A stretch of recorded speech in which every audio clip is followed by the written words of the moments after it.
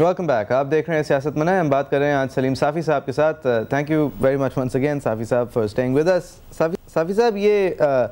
جنگ کی تو ہم نے بات کر لی, امریکہ کے رول کی تو ہم نے بات کر لی, یہ نیٹو سپلائی لائن کے حوالے سے اگر ہم تھوڑی سی بات کر لیں, ہمارے فوجی شہید ہو گئے, 4000 ہمارے آفیشل سولجرز اور سیکیورٹی مین کی ڈیتھس میں اب یہ شامل ہو گئے, ہمارے 24 جوان شہید. سر ان کی وجہ سے ہم نے سپلائی لائن تو بند کر دی,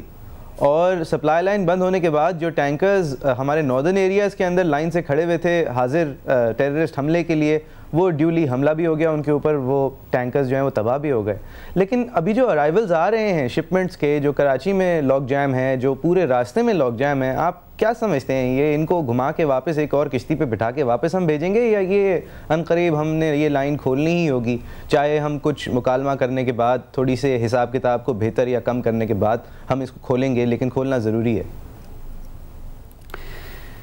جعفری صاحب, ابھی تو موڈ بڑا جارحانہ دکھائی دے رہا ہے پاکستانی حکمرانوں کا,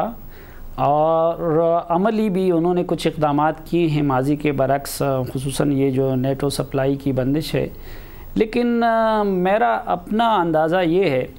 کہ زیادہ لمبے عرصے تک اس سٹانس کو یہ لوگ اسی شکل میں برقرار نہیں رکھ سکیں گے, اور الٹیمیٹلی دونوں ممالک کو یعنی امریکہ کو بھی اور پاکستان کو بھی کوئی درمیانہ رستہ نکالنا ہوگا. اور ابھی دونوں کے اس سے یہ لگ بھی رہا ہے کہ گریجولی ایک بار پھر یہ دونوں کسی پیچ اپ کی طرف جا رہے ہیں. صافی صاحب, آپ سمجھتے ہیں پیچ اپ اگر ہم کرتے ہیں تو جو بہت سارے انالسٹ کہتے آ رہے ہیں کہ بھائی یہ ایڈ لینا, اگر یہ لوگ اس کے اوپر قطغنے لگاتے رہیں گے اور آپ ایک بھکاری کی طرح کھڑے رہو گے, تو اس سے بہت بہتر ہے کہ ان کی سپلائی لائن کھولنے سے پہلے اب بند ہی کر دی ہے, تو کم از کم ایک ٹیکس لگا دیں, روڈ ٹیکس, جس طرح ترکی نے لیا تھا, جس کی وجہ سے وہ نیٹو ایلائی ہے, کیونکہ اس نے ان کے ساتھ کوئی زیادہ جنگیں تو لڑی نہیں ہیں, لیکن کیونکہ وہ روڈ وائز کرٹیکل ہے, جس طرح ہم روڈ وائز کرٹیکل ہیں, تو ہم ایک ٹیکس لگا دیں ان کے ٹرک پہ کہ آپ کی جنگ ہے آپ جانیے, ہمیں ہمارا حساب کتاب پورا کرنے کے بعد آپ پاکستان کے اندر آئیے اور پاکستان سے بخوبی لے کے چلے جائیے. آپ سمجھتے ہیں کہ ہم اس موڈز آف کیلکولیشن پہ کچھ کر لیں گے؟ اصل میں معاملہ صرف سپلائی کا نہیں ہے. جو 9/11 کے بعد جو فیصلہ ہوا تھا پاکستانی حکومت کی طرف سے اس وقت, تو اس کا بھی ایک تو پس منظر تھا, اور پس منظر یہ تھا کہ مثلا اب اگر کسی اور ملک کے حوالے سے ترکی صرف روٹ دیتا ہے, اور لیکن اس ملک کے اندر ترکی کا کوئی کردار نہیں ہوتا. آپ جب 9/11 کے بعد کے یعنی فوراً بعد کے حالات کو ذہن میں لاتے ہیں, تو معاملہ صرف یہاں تک نہیں تھا کہ پاکستان ایک پڑوسی تھا اور ایک ایسا پڑوسی تھا جو کہ سپلائی کے لیے روٹ پرووائڈ کر سکتا تھا, بلکہ معاملہ اس سے بڑھ کے تھا. اور وہ یہ تھا کہ اس سے پہلے وہاں پہ جو طالبان کی حکومت تھی, اس کے بارے میں پوری دنیا اس بات پہ کنونس تھی کہ طالبان کو پاکستان کے سپورٹ سے اقتدار میں لایا گیا ہے, اور پاکستان ہی کے سپورٹ کے سہارے طالبان وہاں پہ حکمران ہیں, اور پھر طالبان ہی نے القاعدہ کو جگہ دے رکھی ہے. تو یہ پاکستان کے ساتھ اس کے ماضی کا یہ رول بھی نتھی تھا, اور اس وقت پھر مطالبہ امریکہ اور باقی دنیا کا پاکستان سے یہ تھا کہ اب وہ یہ فیصلہ کر لے کہ وہ طالبان کے ساتھ ہے یا کہ پھر اس عالمی برادری کے ساتھ جس کی قیادت امریکہ کر رہا تھا. اور جو اقوام متحدہ کی اس وقت کی قرارداد تھی سلامتی کونسل کی, تو آپ دیکھیں کہ اس وقت ایسی ایک جذباتی فضا بن گئی تھی کہ چین, روس اور ایران جیسی قوتوں نے بھی اس کو اپوز نہیں کیا تھا, اس ریزولوشن کو جس کے تحت امریکیوں نے افغانستان کے اندر کارروائی کی, بلکہ اس ریزولوشن کو ڈراپ کرنے کی ذمہ داری بھی چین کو دی گئی تھی, اور چین کی حکومت نے یا چین کے نمائندے نے وہ ڈراپ تیار کر کے وہاں پہ پیش کیا تھا. تو دوسرا مسئلہ اس وقت یہ تھا کہ پرویز مشرف صاحب غیر قانونی غیر آئینی طریقے سے اقتدار میں آئے تھے, اور 9/11 سے پہلے امریکی صدر, ظاہری بات ہے وہ کوئی بھی حکومت ہو اس کی یہ ضرورت ہوتی ہے کہ عالمی برادری اس کو مانے اور اس کی حیثیت کو تسلیم کر لے. تو اس سے پہلے بل کلنٹن یہاں کے دورے پہ آئے تھے, اور انہوں نے پرویز مشرف کے ساتھ تصویر بھی بنانا گوارا نہیں کیا. تو پرویز مشرف صاحب کی سب سے بڑی ضرورت تو یہ تھی کہ امریکہ اور یورپ کے حکمران ان کے ساتھ تصویر بنانے پہ آمادہ ہو جائیں. تو اگر جواب میں ان کو کچھ نہ بھی دیتے تو صرف اس ایک کام کی غرض میں بھی وہ ان سے بہت کچھ اپنے مقاصد حاصل کر سکتے تھے، اور دوسرا پاکستان کے اس ماضی کی وجہ سے وہ ایک ڈیفینسو پوزیشن میں بھی تھے، کیونکہ دنیا اس پہ قائل تھی کہ طالبان کو اس مقام تک لانے والا پاکستان ہی ہے۔ تو ایک تو اس وقت کے یہ حالات ہے۔ اب بھی معاملہ صرف سپلائی تک محدود نہیں ہے، صرف امریکہ نہیں ہے، امریکہ کے کچھ اور اتحادی بھی ہیں، اور وہ پاکستان سے پھر یہ فیصلہ پاکستان کو کرنا ہوگا کہ کیا وہ مستقل طور پہ خطے کے حوالے سے امریکہ اور اس کے اتحادیوں کو کنفرنٹ کرنا چاہتا ہے یا کہ نہیں۔ اور اگر وہ کنفرنٹ کرتا ہے تو پھر ظاہری بات ہے کہ اقتصادی صرف یہ کیش کی امداد نہیں ہے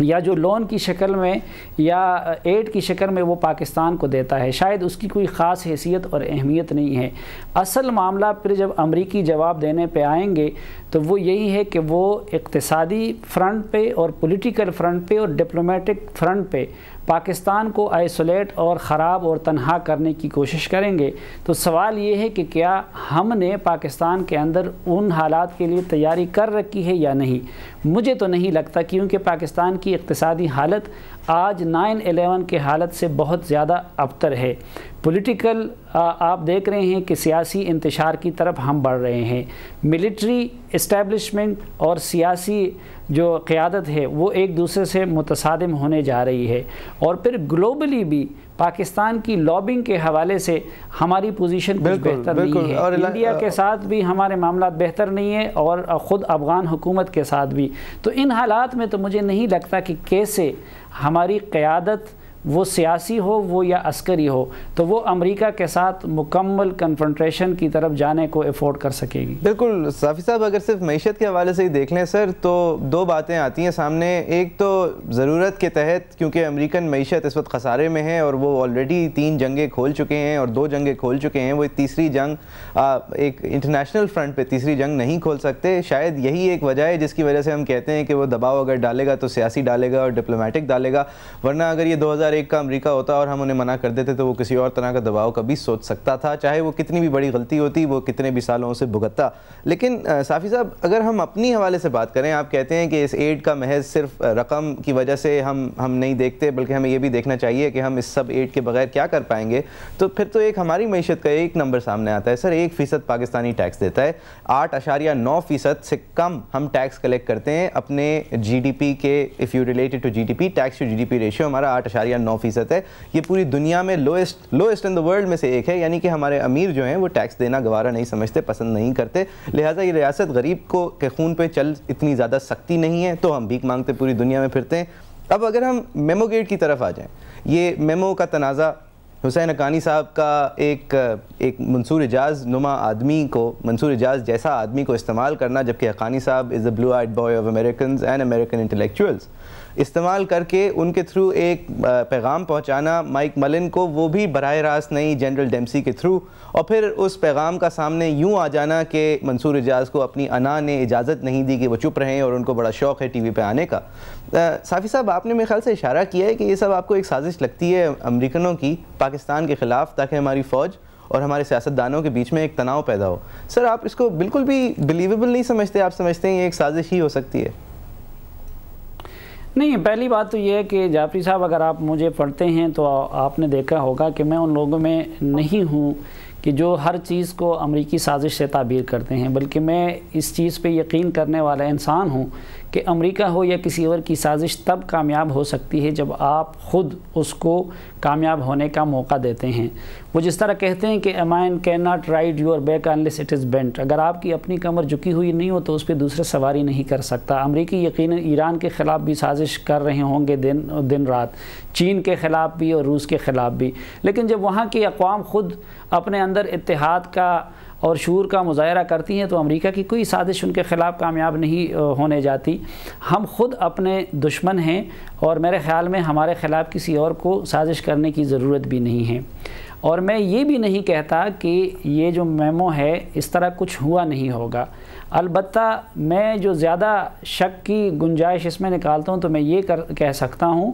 کہ مجھے لگتا ہے کہ اس میں حقانی صاحب کو یا پاکستانی حکومت کے کچھ اور لوگوں کو ٹریپ کیا گیا ہے منصور جاز اور امریکی اسٹیبلشمنٹ کی طرف سے۔ اب دیکھیں وہ جو پہلے ہم بات کر رہے تھے، آپ نے امریکی معیشت کا بھی ذکر کیا۔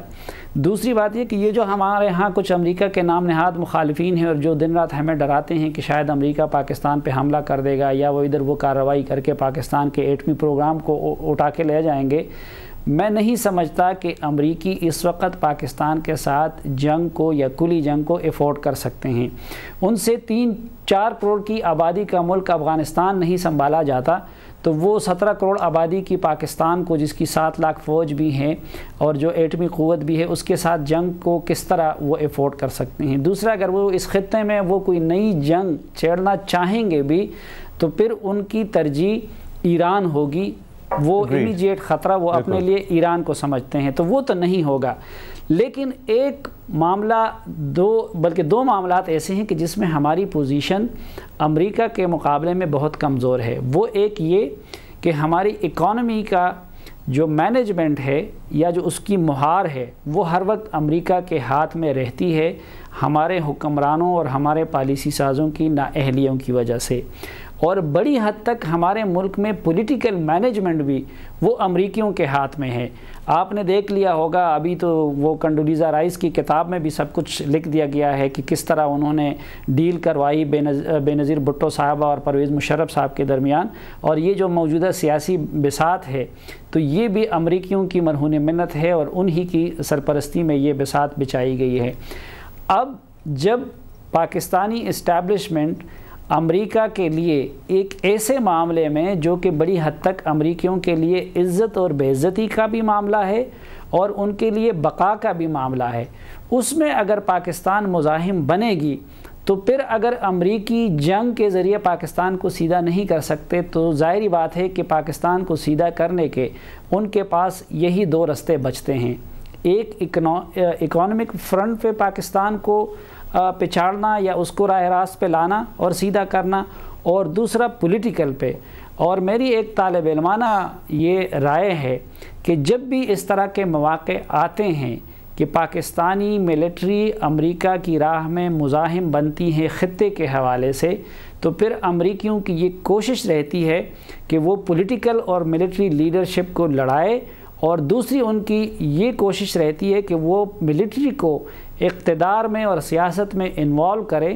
تاکہ اس کو بلیک میل کرنا ان کے لیے آسان ہو جائے۔ یہی کام امریکیوں نے 99 میں بھی کیا تھا، اور انہوں نے جو پرویز مشرف اور میاں نواز شریف کے درمیان غلط فہمیوں کو ہوا دینے میں اور ان کو جنگ کی طرف لے جانے میں امریکیوں نے کردار ادا کیا تھا۔ اور اب بھی مجھے لگتا ہے کہ بظاہر تو امریکی اپنے آپ کو جمہوریت کا ہمدرد کہیں گے، اور ہمارے حکمرانوں سے بھی یہ غلطی ہو جاتی ہے کہ وہ فریاد کے لیے امریکیوں کے پاس چلے جاتے ہیں، اور ان کو یہ غلط فہمی ہوتی ہے کہ شاید وہ فوجی مداخلت سے ان کو بچائیں گے یا اسٹیبلشمنٹ کے مقابلے میں ان کا ساتھ دیں گے۔ لیکن تاریخ کا سبق یہی ہے کہ ان حالات میں امریکہ کو اسٹیبلشمنٹ اور پولیٹیکل لیڈرشپ کی لڑائی وہ سوٹ کرتی ہے، اور چونکہ میمو کے معاملے کے نتیجے میں، یعنی اس ایشو کے نتیجے میں یہ سب کچھ امریکیوں کا یہ مقصد پورا ہو رہا ہے، تو اس لیے میرا ایک طالب علمانہ تجزیہ یہی ہے کہ اس میں جس کو بھی جس حد تک استعمال کیا گیا یا استعمال کیا جا رہا ہے، لیکن بہرحال یہ امریکیوں کے اس منصوبے کا مجھے حصہ دکھائی دیتا ہے۔ ہماری اپنی کمزوریوں کو اور ہمارے تضادات کو جب کیونکہ امریکنز آج کل ایکسپلائٹ کرنا چاہ رہے ہیں تو وہ اس کا فائدہ اٹھا رہے ہیں، حالانکہ یہ غلطی ہماری اپنی ہے کہ ہماری کمر جھکی ہوئی تھی۔ صافی صاحب، بہت ساری ہمارے کیپٹل میں بہت ساری قیاس آرائیاں ہو رہی ہیں، بہت سارے اس وقت رومرز جو ہیں وہ ادھر ادھر اڑ رہے ہیں۔ کامران خان صاحب نے رپورٹ کیا تھا کہ پریزیڈنسی جو ہے ہمارے ایوان صدر کے اندر ایک نیا کچن کی انہوں نے سی ڈی اے سے اجازت لینے کی کوشش کی ہے، 26 کروڑ روپے کا وہ کچن کے اوپر کل لاگت آئے گی، جس میں سے 2.6 کروڑ صرف پرانے کچن کو نکالنے کی قیمت لگے گی۔ سر، میرا سوال آپ سے کچھ یہ کہ آپ کی رائے میں اب ایوان صدر کے اندر محض نئے کچن نہیں بلکہ نئے صدر کی بھی تیاری کی جا رہی ہے آپ کے خیال میں؟ اصل میں میرے خیال میں وہ تیاری شاید اس لیے ابھی پوری طرح نہیں ہو رہی ہے کہ کم از کم مجھے تو سمجھ نہیں آ رہا کہ کس طریقے سے ان کو نکالا جائے گا اور نئے صدر کو کس طریقے سے لایا جائے گا۔ یعنی شاید یہ تو دو چیزیں اب کلیئر ہو گئی ہے، ایک ملٹری لیڈرشپ اور پولیٹیکل لیڈرشپ کی جنگ، اور یہ واضح ہو گیا کہ پہلے جو ان کے مابین ایک سرد جنگ جاری تھا وہ اب باقاعدہ گرم اور علانیہ جنگ میں تبدیل ہو گیا ہے۔ پولیٹیکل لیڈرشپ بھی کھل کے سامنے آ گئی ہے، اور سپریم کورٹ میں جو موقف میمو کے حوالے سے چیف آف آرمی سٹاف اور DGI نے لے لیا ہے، تو اس سے ان کا بھی موڈ واضح ہو رہا ہے کہ نیشنل سیکیورٹی کے حوالے سے اور فورن پالیسی کے حوالے سے اور سینسٹیو معاملات کے حوالے سے ملٹری لیڈرشپ اس پولیٹیکل لیڈرشپ کے کردار کو شک کی نظر سے دیکھتی ہے۔ لیکن اب اس کے بعد دیکھنا یہ ہے کہ خود حکومت اپنے پتے کس طرح پلے کرتی ہے، اور سپریم کورٹ کی طرف سے کیا ڈیسیجن آتا ہے، اور خود اپوزیشن جماعتوں کا اور بالخصوص میاں نواز شریف صاحب اس معاملے میں اپنا وزن کس پلڑے میں ڈالتے ہیں۔ وہ ملٹری کے پلڑے میں اپنا وزن ڈالتے ہیں زرداری صاحب کی مخالفت میں، یا کہ پھر ملٹری انٹرونشن کا رستہ روکنے کے لیے وہ پھر ایک مرتبہ زرداری صاحب کو سپورٹ کرنے دے۔ تو یہ جب چیزیں واضح ہوں گی تو اس کے بعد ہم کسی تجزیے کے قابل ہو سکیں گے۔ صافی صاحب، آپ اپنے طالب علمی کے دنوں میں جب آپ یونیورسٹی میں تھے تو آپ جماعت اسلامی سے یا اس وقت کی جماعت اسلامی سے آپ وابستہ تھے، یا میں میری انفارمیشن غلط ہے؟ جی، میں اسلامی جمعیت طلبہ سے وابستہ تھا، جو اسٹوڈنٹس تنظیم ہے۔ تو سر، آپ کے زمانے میں حسین حقانی صاحب بھی اس میں تھے؟ نہیں، وہ تو ہم سے بہت سینئر تھے، بہت پہلے کی ان کی بات ہے۔ میں چونکہ 88، 89 اور 90، 91 ان سالوں میں طالب علم تھا اور اسلامی جمعیت طلبہ کے ساتھ وابستہ تھا، اور حقانی صاحب میرے خیال میں کہیں وہ شاید 70 کے اینڈ ان ایام میں وہ رہے ہیں جمعیت کے ساتھ۔ صحیح۔ صافی صاحب، پوچھنے کی وجہ کچھ یہ تھی کہ ایسا کوئی آدمی کا آپ کو مثال ملتی ہے جس نے IJT کی بھی لیڈرشپ سنبھالی ہو اور زرداری صاحب کا بھی ساتھ دیا ہو اور نواز شریف صاحب کا بھی ساتھ دیا ہو اور مشرف کے بھی قریب پہنچنے کے تقریباً کامیاب ہو گئے ہوں؟ آپ سمجھتے ہیں کہ یہ کامیابی ہے یا ایک میرے خیال سے آئیڈیولوجیکل سیل آؤٹ ہے؟ نہیں، میں سوال سمجھ نہیں سکا کہ آپ یعنی اسلامی جمعیت طلبہ کے آئیڈیالوجی کی طرف اشارہ کر رہے ہیں؟ نہیں سر، میں حقانی صاحب کی کامیابی کے حوالے سے کی طرف اشارہ کر رہا ہوں، جو آدمی رائٹ ونگ کی طرف بھی گئے، لیفٹ ونگ کی طرف بھی گئے، سینٹرسٹ بھی بنے اور کتاب بھی لکھ ڈالی، اس کے باوجود وہ ملٹری کے اسپوکس پرسن بھی بنے۔ آپ سمجھتے ہیں کہ اتنا کامیاب یہ ہیں، یا پھر یہ محض میرے خیال سے زمانے کے ساتھ ساتھ ہمارے سب کے رویے تبدیل ہوئے ہیں؟ اصل میں جو لوگ اسلامی جمعیت طلبہ میں رہ جاتے ہیں تو اس میں تو کوئی شک نہیں کہ اسلامی جمعیت طلبہ طالب علم تنظیموں میں ایک سب سے منظم اور فعال اور متحرک تنظیم ہے، اور وہ اگر کچھ حوالوں سے منفی بھی اس کا کردار گردانا جاتا ہے تو وہ تربیت کرنے میں اور خود طالب علمی کے دنوں میں، اب ظاہری بات ہے میں 9th کلاس میں تھا جب میں اسلامی جمعیت طلبہ سے وابستہ ہو گیا، تو 9th کلاس میں ایک انسان کو سیاست کے جراثیم انجیکٹ ہونے شروع ہو جاتے ہیں، اور پھر سیکنڈ ایئر کے بعد میں نکل گیا، وہاں سے فارغ ہو گیا، تو وہ جراثیم تو سیاست کے بدرجہ اتم آ جاتے ہیں۔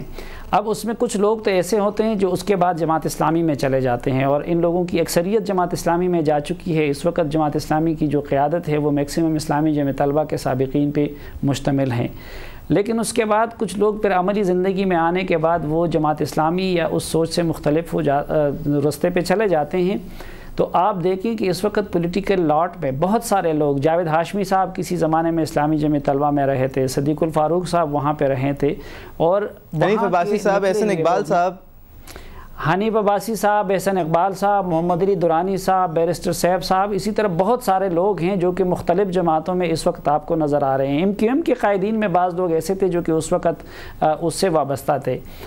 حقانی صاحب چونکہ اس معاملے میں ایک تو بڑے متلون مزاج بھی تھے اور بہت زیادہ زیرک بھی تھے، اور بہت جلدی وہ لوگوں کو اپنے جال میں رکھنے کا یا اپنی شخصیت کے سحر میں گرفتار کرنے کا فن وہ جانتے ہیں، تو ان کا سفر نسبتاً تیز بھی رہا، اور وہ ایک ایکسٹریم اور دوسرے ایکسٹریم پہ بھی رہا۔ مثلا وہ کسی زمانے میں میاں نواز شریف صاحب کے اسی طرح دستراز تھے جس طرح کے اب زرداری صاحب کے ہیں، پھر بے نظیر بھٹو صاحبہ کا، اور جس کے ساتھ ہوتے ہیں تو اس کیمپ کی خاطر دوسرے کیمپ کے خلاف ایکسٹریم پہ چلے جاتے ہیں۔ مثلا جب نواز شریف صاحب کے ساتھ تھے تو اس وقت بے نظیر بھٹو صاحبہ کے خلاف کیمپین میں وہ ایکسٹریم پہ چلے گئے. بالکل, زرداری صاحب کا نام بھی انہوں نے ہی رکھا تھا میرے خیال سے, وہ 10% والا. 10% بھی. اسی طرح یہ بھی بات کی جاتی ہے کچھ بے نظیر بھٹو صاحبہ کے بارے میں کچھ پکچرز وغیرہ آئی تھیں, بالکل ایئر ڈراپ کیا تھا انہوں نے سندھ کے اوپر. پھر جب وہاں پہ گئے تھے تو خود وہاں سے اب میاں نواز شریف صاحب یا جو زرداری صاحب کے دیگر مخالفین تھے تو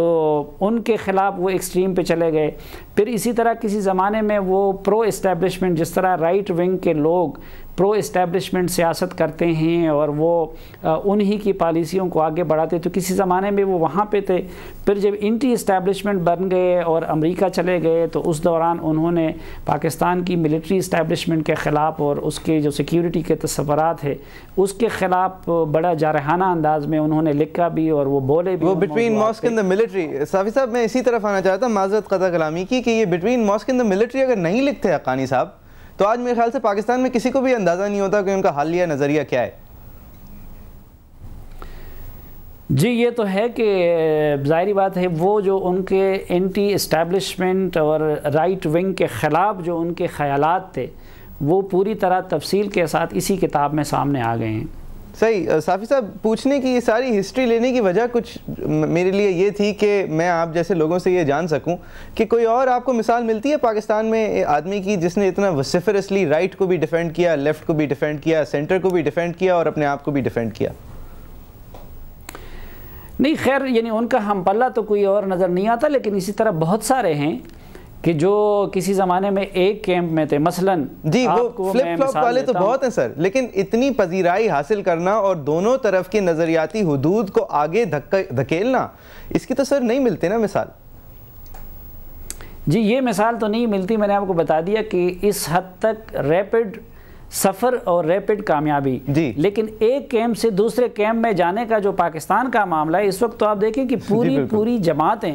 مثلاً عوامی نیشنل پارٹی کل تک جو ہے کولڈ وار کے دنوں میں وہ امریکہ کی دشمن نمبر 1 تھی اور پرو رشیا تھی. اب ہم دیکھیں کہ وہ امریکہ کے ایک زمانے میں ان کے لیڈر کہا کرتے تھے کہ امریکہ نے ہماری کشتی میں چھلانگ لگا دیا ہے. افراسیاب خٹک صاحب کسی زمانے میں پاکستان کی اسٹیبلشمنٹ مخالف سیاست کی علامت تھے, اسی طرح وہ امریکہ کے بھی مخالف نمبر 1 تھے. لیکن اس وقت آپ دیکھ رہے ہیں کہ عوامی نیشنل پارٹی پرو اسٹیبلشمنٹ سیاسی جماعت بن چکی ہے اور خٹک صاحب اس کے صوبائی صدر ہیں. اسی طرح آپ کو درجنوں مثالیں. جماعت اسلامی کسی زمانے میں وہ افغان وار کے حوالے سے یا کولڈ وار کے دنوں میں وہ امریکہ اور پاکستانی اسٹیبلشمنٹ ہی کے لیے استعمال ہوتی رہی اور ان کی توپوں کا سارا رخ وہ سوویت یونین کے خلاف تھا. اور اس خطے میں امریکہ نے اس وقت جو مقام اور حیثیت حاصل کر لی ہے اس میں جماعت اسلامی کا بڑا کردار تھا. لیکن آج جماعت اسلامی کی پوری سیاست جو ہے وہ امریکہ دشمنی اور امریکہ کے خلاف نعروں سے عبارت ہے.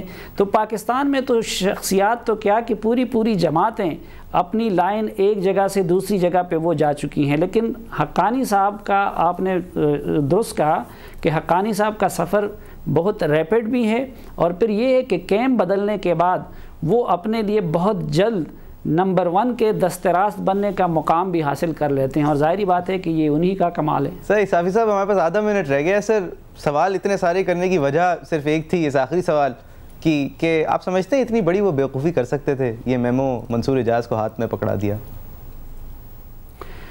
اصل میں تو نہیں سمجھتا اب بھی کہ, لیکن بہرحال اس حد تک میں کہہ سکتا ہوں